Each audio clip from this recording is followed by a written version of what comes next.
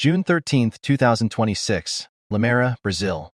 A 21-year-old woman stands on the edge of an abandoned bridge, arms outstretched like she is about to fly. But she is not flying, she is falling. 130 feet into darkness. No rope, no safety, no second chances. This is the story of Maria Eduarda Rodrigues de Freitas and the three men who launched her to her death. Maria Eduarda was radiant, joyful, and full of life.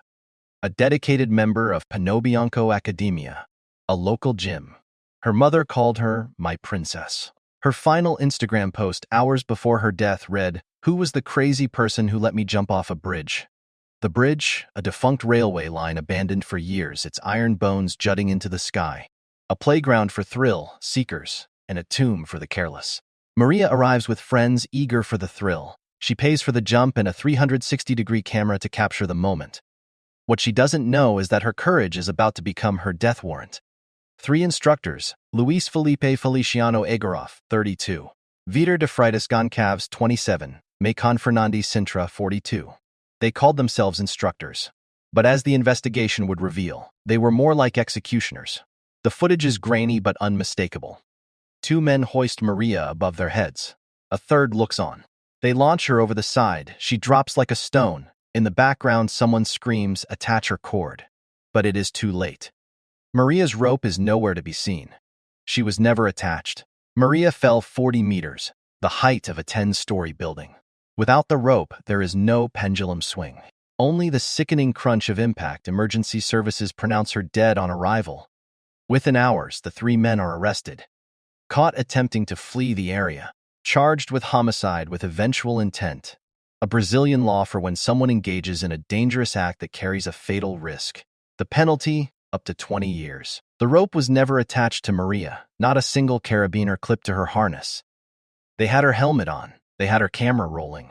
But they forgot the one thing that mattered most. When questioned, the men offered vague explanations. "We blacked out. We can't remember who was responsible. There was no fixed procedure."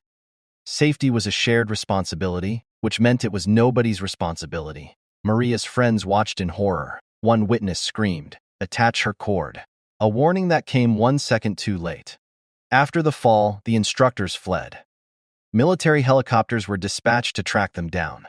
The city of Limeira is now suing the federal government, claiming years of neglect over the bridge's safety. Mayor Murilo Fidlik said, "The tragedy makes the continuation of this omission unsustainable and unacceptable."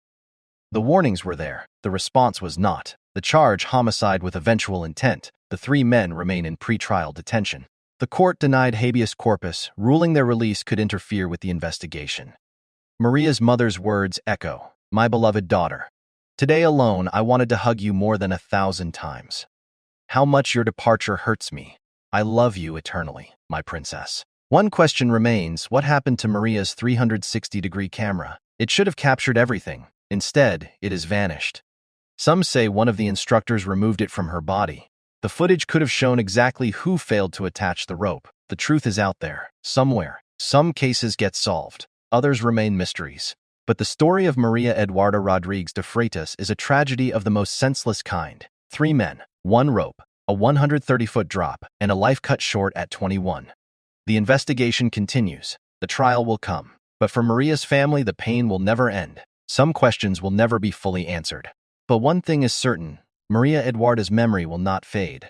Her light, extinguished too soon, will burn forever in the hearts of those who loved her. Thanks for watching, hit the like button, and subscribe for more strange and true stories.